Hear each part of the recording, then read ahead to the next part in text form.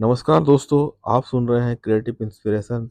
और आज मैं आपके सामने डॉक्टर जोसेफ मर्फी की बुक आपके अवचेतन मन की शक्ति की ऑडियो बुक प्रस्तुत करने जा रहा हूँ। पिछले अध्याय में हमने देखा कि आधुनिक समय में दिमागी इलाज, ये टाइटल था। आज हम नए चैप्टर की ओर बढ़ रहे हैं। अ, इसका नाम है दिमागी इलाज की कारगर तरकीबें। इंजीनियर हमेशा किसी खास तकनीक और प्रक्रिया की मदद से पुल या वाहन के इंजन का निर्माण करता है। इंजीनियर की तरह ही आपके जीवन को नियंत्रित और निर्देशित करने की भी तकनीकें हैं। आपको ये एहसास होना चाहिए कि ये तरीके और तकनीकें मूलभूत और महत्वपूर्ण हैं। गोल्डन गेट ब्रिज बनाने से पहले मुख्य इंजीनियर ने गणित के सिद्धांत, दबाव और तनाव को समझा था। दूसरे, उसने अपने मस्तिष्क में खाड़ी पर एक आदर्श पुल की कल्पना की थी। तीसरा कदम उस कल्पना को साकार करने के लिए आजमाए हुए और सफल तरीकों का इस्तेमाल करना था, जिससे वह ब्रिज आकार ले ले और हम उस पर गाड़ियाँ चला पाएं। ऐसी कई तकनीकें और तरीके हैं जिनसे प्रार्थना का जवाब पाया जा सकता है। यदि आपको प्रार्थना का जवाब मिला है, तो इसके खास तरीके के कारण ही जवाब मिला है, और वह तरीका एक वैज्ञानिक तरीका है। कुछ भी संयोग से नहीं होता है। यह व्यवस्था और नियम कायदे की दुनिया है। इस अध्याय में आप अपने आध्यात्मिक जीवन के प्रकटीकरण और पोषण की व्यवहारिक तकनीक पाएंगे। आपकी प्रार्थनाओं को अब गुब्बारे की तरह हवा में लटके रहने की आवश्यकता नहीं है। उन्हें कहीं पहुंचना चाहिए और आपके जीवन को कुछ उपलब्धि दिलानी चाहिए। जब हम प्रार्थना का विश्लेषण करते हैं, तो पता चलता है कि इसकी कई अलग-अलग विधियां और तरीके हैं। हम इस पुस्तक में धार्मिक पूजा पाठ की औपचारिक प्रार्थनाओं को शामिल नहीं करेंगे। समूह आराधना में इनका अपना महत्व है, परंतु हमारा मूल ध्यान व्यक्तिगत प्रार्थना के उन तरीकों पर है जो आपकी रोजमर्रा की जिंदगी में इस्तेमाल किए जा सकते हों, ताकि आपकी उसी प्रकार मदद हो सके जैसी अन्य लोगों की हुई है। प्रार्थना किसी मनचाही चीज से जुड़े विचार का सूत्रीकरण है। प्रार्थना आत्मा की सच्ची मनोकामना है। आपकी मनोकामना ही आपकी प्रार्थना है। यह आपकी सबसे बड़ी जरूरतों से निकलती है और उन चीजों को साकार करती है जिन्हें आप अपने जीवन में पाना चाहते हैं। वे लोग धन्य हैं जो धर्मपरायणता के भूखे और प्यासे हैं, उन्हें भरपेट मिलेगा। यही सच्ची प्रार्थना है। जीवन की भूख और शांति, सद्भाव, स्वास्थ्य, खुशी और जीवन की बाकी अन्य नियामतों को पाने की कारगर अभिव्यक्ति है। अवचेतन तक विचार पहुंचाने का तरीका। अवचेतन तक विचार पहुंचाने का आसान तरीका है कि चेतन से अवचेतन मन को प्रेरित किया जाए, जिससे वह चेतन मन के आग्रह को उसी रूप में ग्रहण कर ले। यह तकनीक सपने जैसी स्थिति में सबसे अच्छी तरह काम करती है। जान लें कि आपके मन की गहराई में असीमित बुद्धिमत्ता और असीम शक्ति है। बस शांति से अपनी चाहत के बारे में सोचें और इसी पल से इसके इसके फलित होने की कल्पना शुरू कर दें। उस छोटी लड़की की तरह बने जिसे बहुत अधिक खांसी थी और गला खराब था। उसने दृढ़ता से बार बार घोषणा की, खांसी अब जा रही है, यह अब जा रही है। खांसी 1 घंटे में वास्तव में गायब हो गई। इस तकनीक का इस्तेमाल पूरी ईमानदारी और सहजता से करें। अवचेतन मन आपके ब्लूप्रिंट को स्वीकार करेगा। यदि आप अपने और परिवार के लिए नया घर बनवा रहे हैं, तो आप उसके ब्लूप्रिंट में गहरी रुचि लेंगे। आप यह सुनिश्चित करना चाहेंगे कि भवन निर्माता आपके ब्लूप्रिंट का पूर्णतः पालन करें। आप उसके द्वारा लगाए जाने वाली निर्माण सामग्री पर भी नज़र रखेंगे और आप कोशिश करेंगे कि सर्वश्रेष्ठ सीमेंट, बिजली के तार, छत की सामग्री आदि चुनें। अब अगर बात की जाए आपके मानसिक घर की और मानसिक खुशहाली तथा समृद्धि के लिए ब्लूप्रिंट की, तो उस पर भी क्या इतना ही ध्यान दिए जाने की आवश्यकता नहीं है? आपके सभी अनुभव और जीवन में आने वाली हर चीज उन मानसिक ईंटों की प्रकृति पर निर्भर करती है, जिनका प्रयोग आप अपने मानसिक घर को बनाने में करते हैं। अगर आपका मानसिक ब्लूप्रिंट डर, चिंता, तनाव या कमी से बना हो, अगर आप निराश, संकालु और दोषदर्शी हो, तो आपकी मानसिक सामग्री के कारण आपके जीवन में अधिक थकान, शंका, तनाव, चिंता और सभी तरह की सीमाएं प्रकट हो जाएंगी। जीवन में सबसे मूलभूत और दूरगामी चीज़ वह है जो आप जागते हुए हर घंटे अपनी मानसिकता में बनाते हैं। आपके शब्द खामोश और अदृश्य हैं, लेकिन वे वास्तव में होते हैं। आप हर समय अपना मानसिक घर बना रहे हैं और आपके विचार तथा मन की कल्पनाएं आपके ब्लूप्रिंट को दर्शाती हैं। हर घंटे, हर पल आप बेहतरीन सेहत, सफलता और खुशी का निर्माण कर सकते हैं। उन विचारों से जो आप सोचते हैं या रखते हैं, उन विश्वासों से जिन्हें आप स्वीकार करते हैं और उन दृश्यों से जिनका आप अपने मस्तिष्क के छिपे हुए भाग में अभ्यास करते हैं। इस राजसी महल जिसके निर्माण में आप लगातार जुटे रहते हैं, वो आपका व्यक्तित्व है। इस धरती पर आपकी पहचान है। इस दुनिया में आपके जीवन की पूरी कहानी है। एक नया ब्लूप्रिंट बनाएं, इसी समय शांति, खुशी और सद्भावना के एहसास द्वारा इसे खामोशी से बनाएं। इन चीज़ों का दावा करने पर आपका अवचेतन आपके ब्लूप्रिंट को स्वीकार करेगा करेगा और इन सभी चीज़ों को साकार कर देगा। उनके परिणामों से आप उन्हें जान जाएंगे। निर्दोष प्रार्थना की कला और इसका विज्ञान। विज्ञान का संबंध उस ज्ञान से है जो संयोजित, व्यवस्थित और क्रमबद्ध है। आइए सच्ची या निर्दोष प्रार्थना के विज्ञान और कला के बारे में गौर से सोचें। यह ज्ञान जीवन के बुनियादी सिद्धांतों के बारे में है और इसमें उन तकनीकों और प्रक्रियाओं का वर्णन है जो आपके या अन्य किसी व्यक्ति के जीवन में प्रदर्शित की जा सकती है, जो पूरे विश्वास से उन्हें लागू करता है। इसमें आपकी तकनीक या प्रक्रिया कला है और आपकी कल्पना या विचार पर आपके रचनात्मक मन की निश्चित प्रतिक्रिया ही विज्ञान है। मांगो और तुम्हें मिल जाएगा, खोजो और तुम पालोगे, खटखटाओ और तुम्हारे लिए दरवाज़ा खुल जाएगा।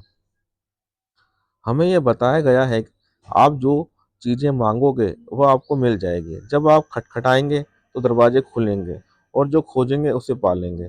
इससे सीख मिलती है कि मानसिक और आध्यात्मिक नियम हमेशा प्रतिक्रिया करेंगे। अवचेतन मन की असीमित बुद्धिमत्ता चेतन मन के प्रति निश्चित तौर पर सीधे प्रतिक्रिया करता है। अगर आप रोटी मांगेंगे तो आपको पत्थर नहीं मिलेगा। आपको पूरे विश्वास से मांगना होगा, तभी आपको मिलेगा। आपका मन विचार से वस्तु की ओर चलता है। जब तक मन में तस्वीर नहीं होगी, तब तक मन नहीं चल सकता, क्योंकि आगे बढ़ने के लिए कुछ नहीं होगा। आपकी प्रार्थना, जो आपका मानसिक कर्म है, को पहले आपकी कल्पना को स्वीकार करना होगा। तभी आपके अवचेतन की शक्ति इस पर काम कर सकती है और इसे साकार कर सकती है। आपको अपने मस्तिष्क में स्वीकृति के बिंदु पर पहुंचना होगा, यह भी अविवादित और पूर्ण स्वीकृति के साथ। कल्पना को मानसिक स्वीकृति देने के साथ ही आप उस कल्पना को साकार होते देखें और खुशी और सुख की भावना महसूस करें। सच्ची प्रार्थना की कला और विज्ञान का आधार आपका यह ज्ञान तथा पूर्ण विश्वास है कि आपके चेतन मन की गतिविधि पर आपका अवचेतन मन निश्चित प्रतिक्रिया करेगा, जिसमें असीमित ज्ञान और असीमित शक्ति है। इस तरीके से आपको अपनी प्रार्थनाओं का जवाब मिल जाएगा। सॉरी। मानसिक तस्वीर की तकनीक। किसी विचार के सूत्रीकरण का सबसे सरल और स्पष्ट तरीका है इसकी तस्वीर देखना। अपने मन की आंख से इसे उतनी ही स्पष्टता से देखना जैसे ये साकार हो। आप खुली आंख से सिर्फ वही देख सकते हैं जो बाहरी जगत में पहले से मौजूद है। इसी तरह आप मन की आंख से जो तस्वीर देखते हैं, वह पहले ही आपके मन के अदृश्य क्षेत्रों में मौजूद होती है। जो भी तस्वीर आपके मन में है, वह चाही गई अदृश्य चीज का प्रमाण है। आप अपनी कल्पना में जो गढ़ते हैं, वो आपके शरीर के किसी अंग जितना ही वास्तविक होता है। विचार वास्तविक होते हैं और वे एक दिन आपकी यथार्थवादी दुनिया में अवश्य साकार होंगे, बशर्ते आप अपनी मानसिक तस्वीर के प्रति निष्ठावान रहें। चिंतन की यह प्रक्रिया आपके दिमाग पर छाप छोड़ देती है।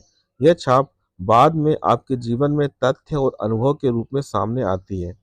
भवन निर्माता जिस तरह की इमारत बनाना चाहते हैं, पहले उसकी तस्वीर देखता है। वे उसे उस तरह देखते हैं जिस तरह वे उसे पूरा देखना चाहते हैं। उनकी कल्पना और विचार प्रक्रिया एक प्लास्टिक का साँचा बन जाती है जिससे इमारत उभरेगी। ये सुंदर या बदसूरत हो सकती है, गगनचुंबी अट्टालिका या एक मंजिला मकान हो सकती है। उसकी मानसिक तस्वीर ठीक वैसी उभरती है जैसी उसने पेपर पर बनाई होती है। भवन निर्माता और कारीगर आवश्यक सामग्री इकट्ठे करते हैं और आर्किटेक्ट के मानसिक ढांचे के अनुरूप इमारत बनने लगती है। मैं श्रोताओं के सामने भाषण देने से पहले हमेशा तस्वीर की तकनीक आजमाता हूँ। मैं मस्तिष्क को शांत कर लेता हूँ ताकि विचार की तस्वीर अवचेतन मन तक पहुँचा सकूँ।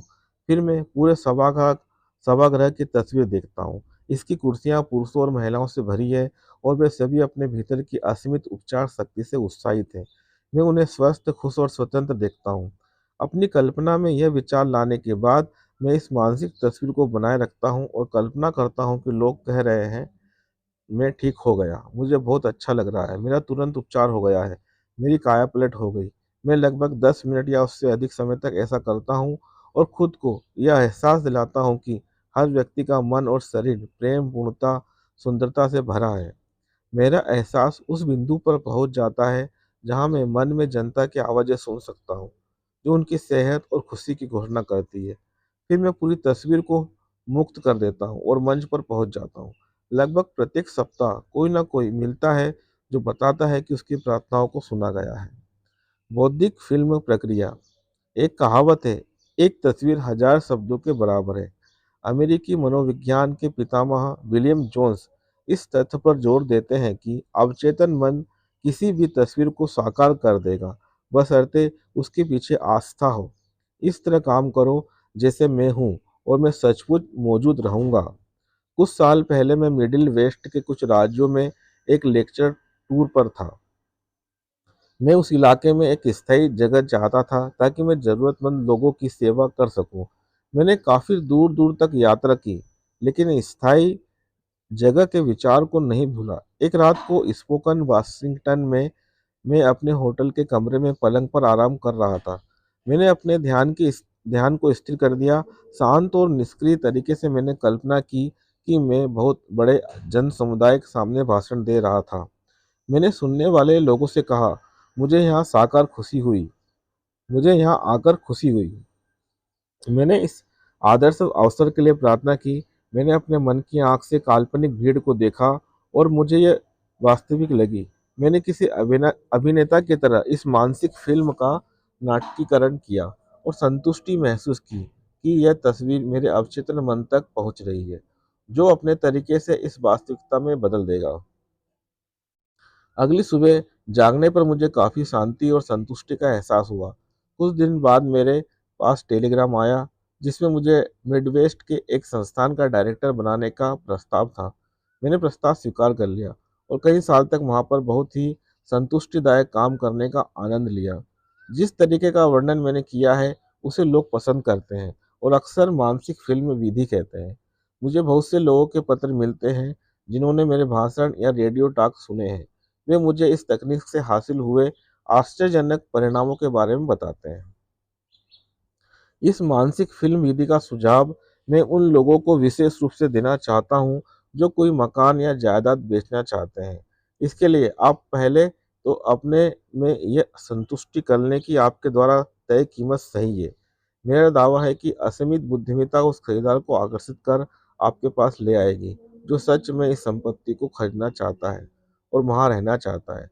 इसके बाद अपने मस्तिष्क को शांत कर लें, शिथिल हो जाए, विश्राम करें और उनिंदी निष्क्रिय अवस्था में चले जाएं ताकि समस्त मानसिक प्रयास न्यूनतम हो जाएं। अब अपने हाथों में चेक की तस्वीर देखें, चेक पाने पर खुशी मनाएं, चेक के लिए धन्यवाद दें और अपने मस्तिष्क में बनी पूरी मानसिक फिल्म की सहजता अनुभव करते हुए सो जाएं। आपको इस तरह काम करना है जैसे ये सच हो चुका हो। ऐसा करने से अवचेतन मन पर इसकी छाप बन जाएगी। फिर असीमित बुद्धिमत्ता उस खरीदार को आपकी ओर आकर्षित करेगा। आस्था होने पर मन में रखी मानसिक तस्वीर हकीकत बन जाएगी। एक विशेष बारडोइन तकनीक। चार्ल्स बारडोइन फ्रांस के रूसो इंस्टीट्यूट में प्रोफेसर थे।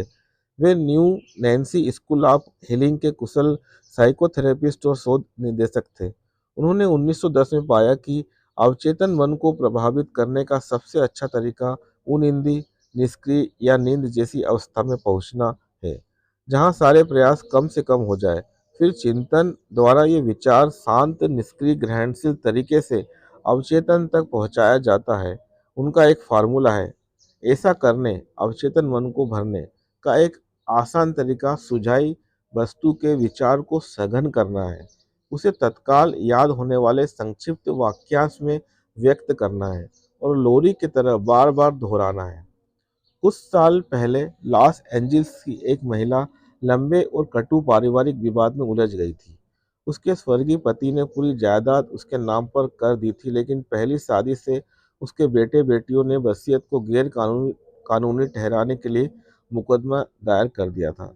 जब इस महिला ने मेरी मदद मांगी तो मैंने उसे बारडोइन तकनीक बताई। वो उसने इस प्रकार अपनाई।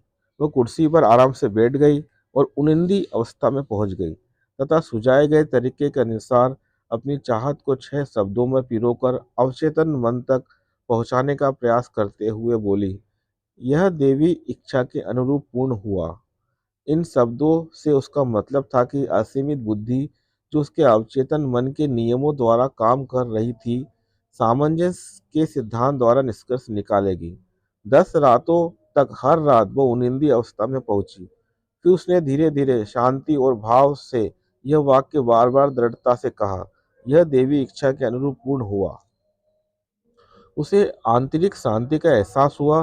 फिर वह गहरी सामान्य नींद में सो गए। 11वें दिन सुबह जागने पर उसे सुखद एहसास हुआ।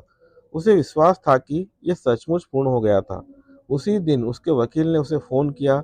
विपक्षी वकील उसके मुवक्किल समझौते के लिए तैयार हो गए थे। सामंजस्यपूर्ण समझौता हो गया और मुकदमा वापस ले लिया गया। उनिंदी नींद की तकनीक। उनिंदी निष्क्रिय अवस्था में प्रयास न्यूनतम हो जाते हैं। उनिंदी अवस्था में चेतन मन काफी हद तक निष्क्रिय हो जाता है। इसका कारण यह है कि अवचेतन सोने से ठीक पहले और जागने के ठीक बाद ही सबसे शक्तिशाली होता है। इस अवस्था में आपकी इच्छा को अवचेतन मन तक पहुंचने से रोकने वाले नकारात्मक विचार मौजूद नहीं होते हैं। मान लें आप किसी विनाशक आदत से छुटकारा पाना चाहते हैं। इसके लिए आरामदेह मुद्रा अपना लें, अपने शरीर को शिथिल कर दें और स्थिर हो जाएं। उनिंदी अवस्था में जाएं और बार बार किसी लोरी की तरह दोहराते रहें, मैं इस आदत से पूरी तरह से आज़ाद हूँ। मैं सद्भाव और पूर्ण मानसिक शांति अनुभव कर रहा हूँ। इन शब्दों को रात और सुबह 5-10 मिनट तक धीरे धीरे शांति और प्रेम से दोहराएं। बार बार दोहराने से शब्दों का भावनात्मक महत्व बढ़ जाता है। जब नकारात्मक आदत हावी होने लगे तो इस फार्मूले को तेज आवाज में दोहरा लें। इस तकनीक से आप अवचेतन को विचार स्वीकार करने के लिए प्रेरित करते हैं और उपचार हो जाता है। आभार की तकनीक।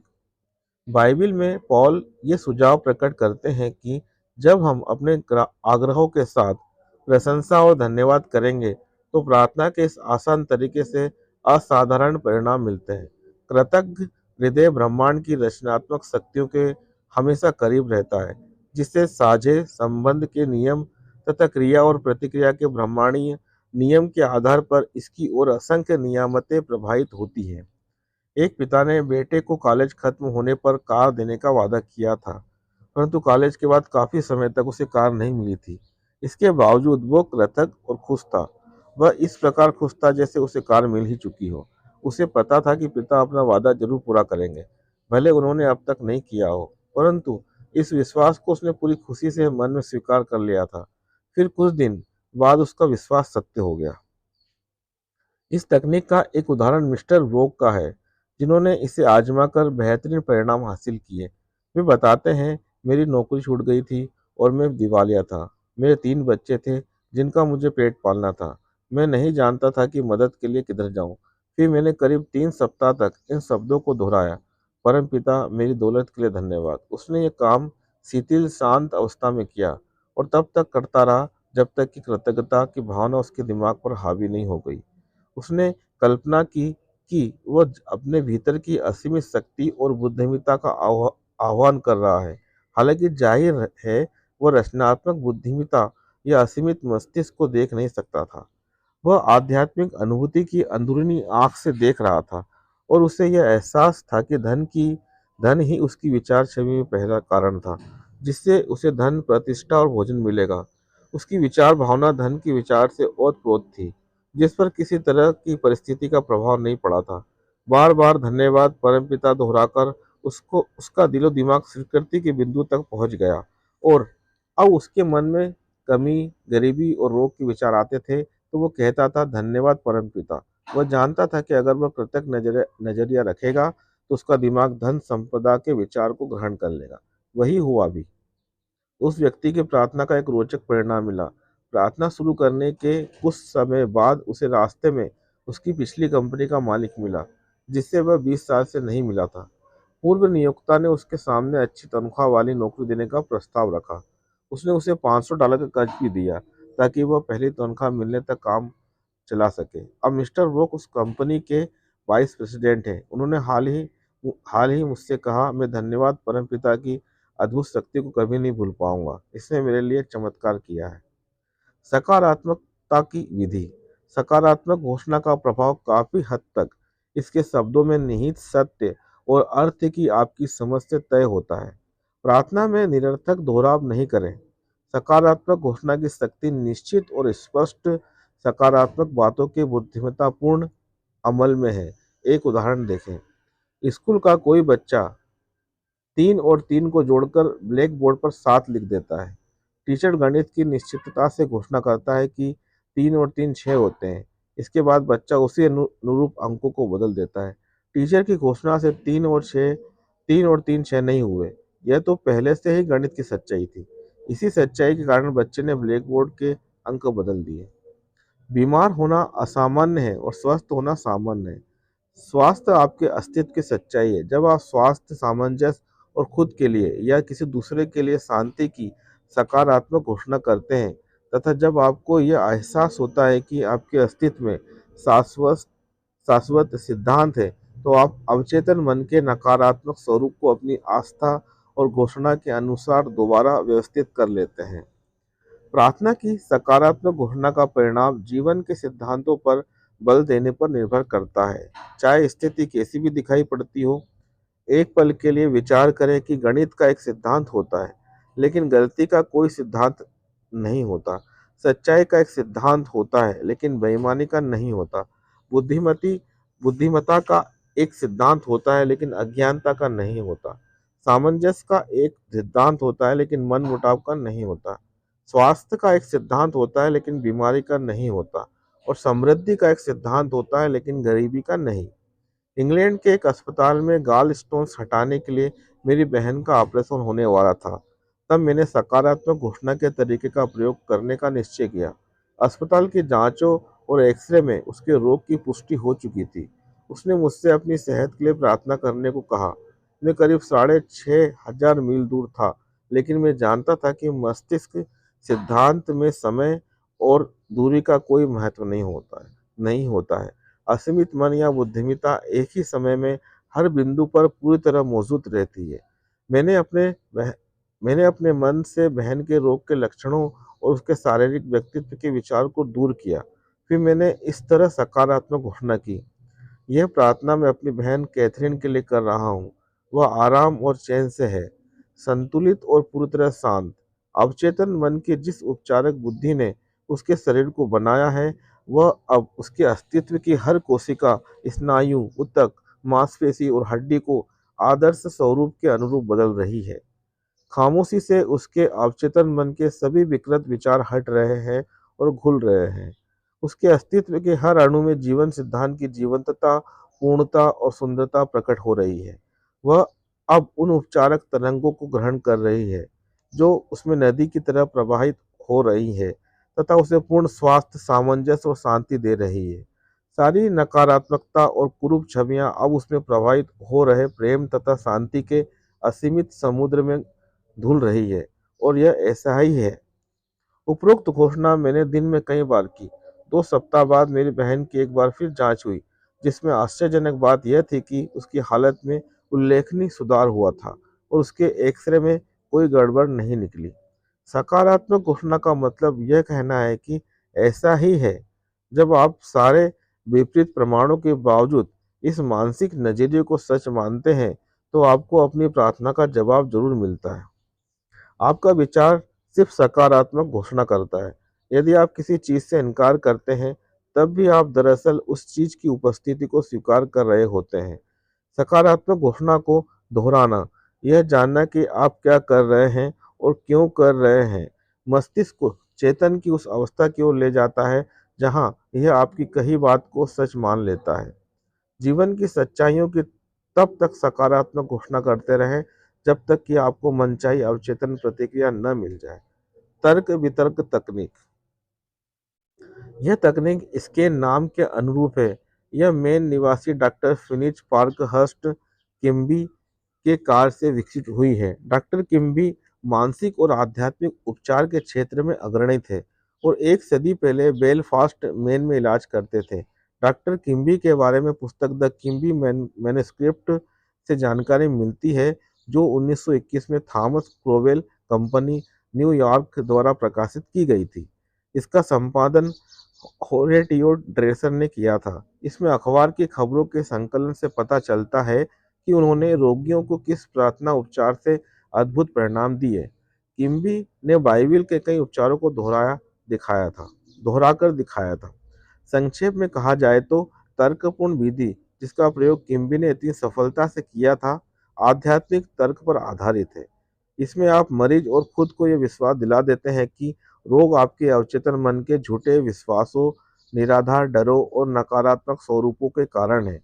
आप अपने मस्तिष्क में स्पष्टता से इस पर तर्क करते हैं और रोगी को विश्वास दिला देते हैं कि बीमारी विचार के एक विकृत, ऐंठन भरे ढांचे, गलत विश्वास अब रोग के रूप में बाहर आ गया है, लेकिन विचारों को बदलकर रोग का उपचार किया जा सकता है।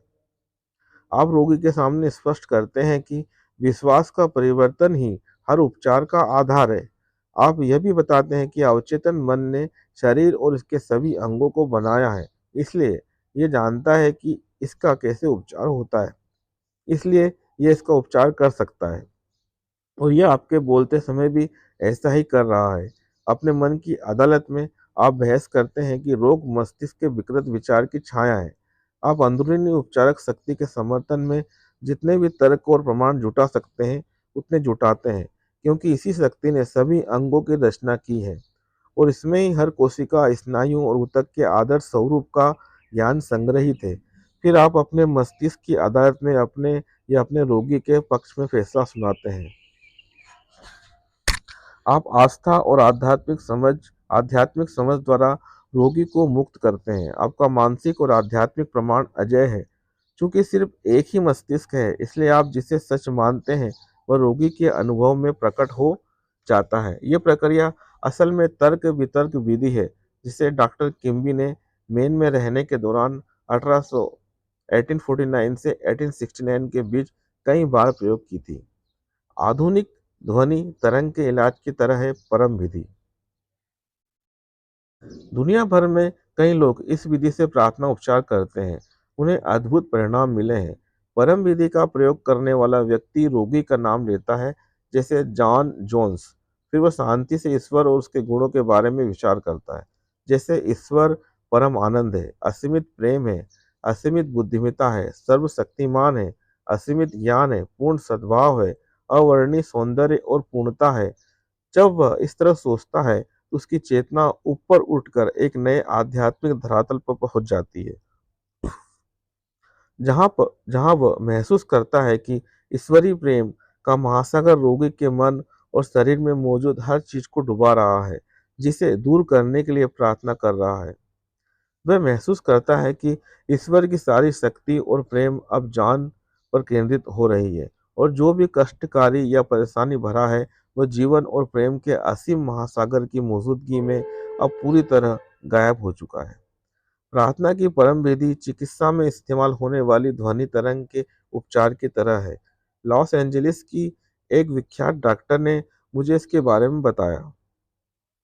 उसके पास एक अल्ट्रासाउंड वेव मशीन थी, जो शरीर के असामान्य ऊतक वाले हिस्सों पर केंद्रित करने पर हाई फ्रीक्वेंसी की सशक्त ध्वनि तरंगें उत्पन्न करती थी। इन ध्वनि तरंगों को नियंत्रित किया जा सकता था। इस प्रक्रिया के जरिए उन्हें हड्डियों में जमे कैल्शियम को हटाने और अन्य परेशानियों को ठीक करने में सफलता मिली थी। ईश्वर के गुणों पर विचार करके हम चेतना में जितना ऊपर उठते हैं, सद्भाव और सेहत और शांति की उतनी ही आध्यात्मिक लहरें उत्पन्न करते हैं। प्रार्थना के इस तकनीक से कई अद्भुत उपचार हुए हैं।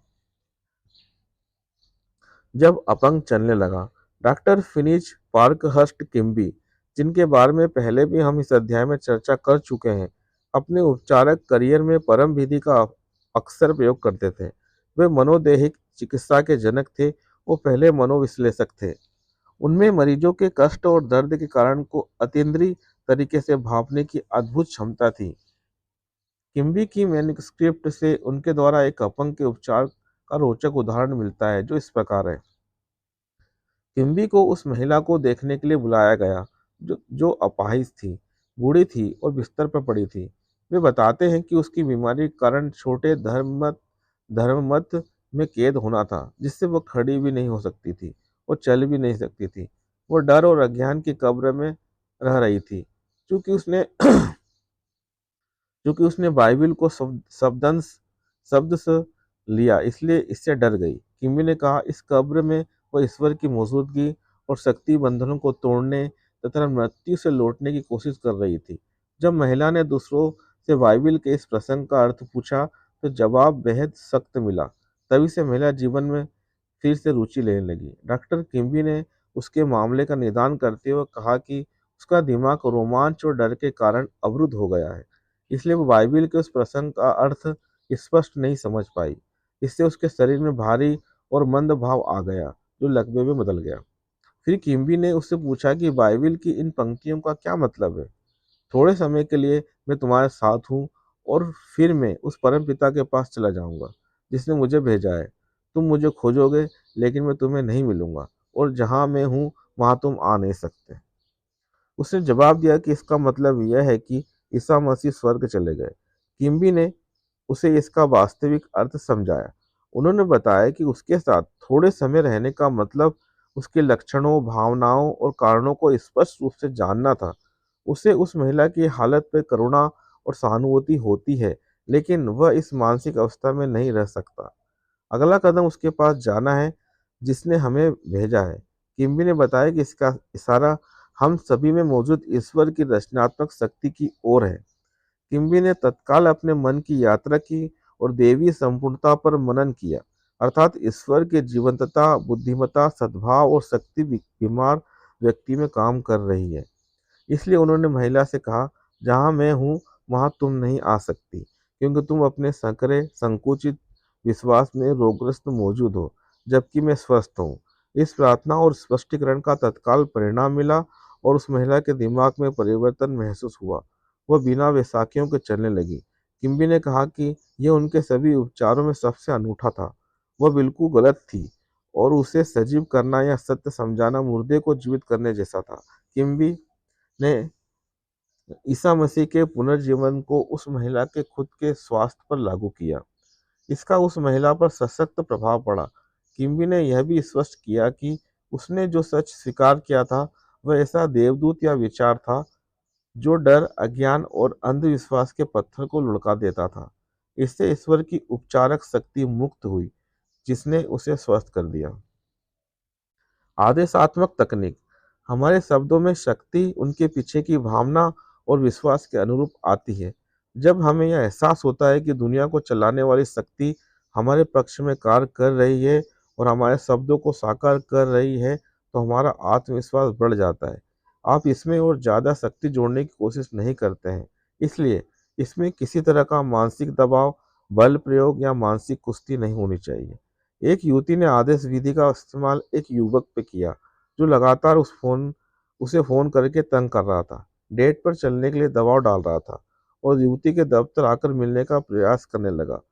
उससे छुटकारा पाना युवती को बहुत मुश्किल लग रहा था। फिर उसने इस प्रकार आदेश दिया, मैं को ईश्वर के हवाले करती हूँ। वह हर समय अपनी सही जगह पर है। मैं स्वतंत्र हूँ और वह स्वतंत्र है। मैं अब आदेश देती हूँ कि मेरे शब्द असीमित मस्तिष्क में पहुंचकर इसे वास्तविक बना दे। ऐसा ही हो। उसने बताया कि युवक उसकी जिंदगी से तत्काल गायब हो गया। वह उस युवती को दोबारा नहीं दिखा। वो आगे कहती है, ऐसा लगा जैसे उसे जमीन निगल गई हो। तुम किस चीज का आदेश दोगे, तो यह तुम्हारे सामने रख दी जाएगी और रोशनी के माध्यम से तुम्हारे लिए रास्ते खुल जाएंगे। विज्ञान सम्मत तथ्यों से लाभ लें। नंबर 1, मानसिक इंजीनियर बने और अधिक व्यापक तथा महान जीवन के लिए आजमाई हुई सफल तकनीकों का प्रयोग करें। नंबर 2, आपकी इच्छा आपकी प्रार्थना है। इसी समय अपनी चाह पूरी होने की कल्पना करें और उसकी वास्तविकता महसूस करें।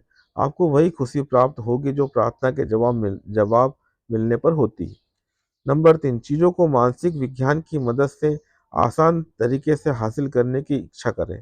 नंबर 4, आप अपने मन में सोचे गए विचार से अच्छी सेहत, सफलता और खुशी को हकीकत में साकार कर सकते हैं। नंबर 5, वैज्ञानिक रूप से प्रयोग करते रहें जब तक कि आप खुद को यह साबित नहीं कर देते कि आपके चेतन सोच पर आपके अवचेतन मन की असीमित बुद्धिमत्ता की हमेशा सीधी प्रतिक्रिया होती है।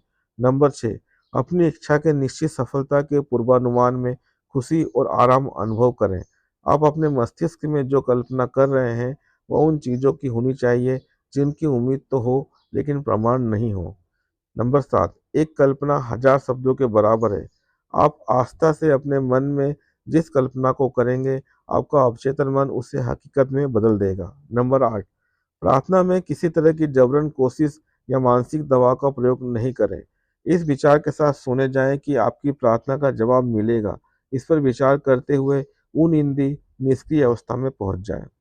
नंबर 9, याद रखें, कृतज्ञ हृदय हमेशा ब्रह्मांड की समृद्धि के करीब होता है। नंबर 10, सकारात्मक घोषणा करने का मतलब यह कहता है कि ऐसा ही है और विपरीत प्रमाणों के बावजूद जब आप इस मानसिक नजरिए को सच मानते हैं, तब आपको प्रार्थना का जवाब मिलेगा।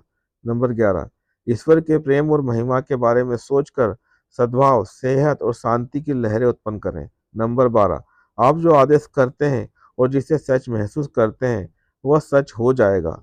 सद्भाव, सेहत, शांति और समृद्धि का आदेश दें। यहाँ पर ये चैप्टर समाप्त होता है। मुझे पूरा विश्वास है कि ये चैप्टर आपको वाकई आपकी लाइफ में वैल्यू ऐड करने वाला है। चलिए मिलते हैं नेक्स्ट चैप्टर में। जब तक आप इस चैप्टर को अपनी लाइफ में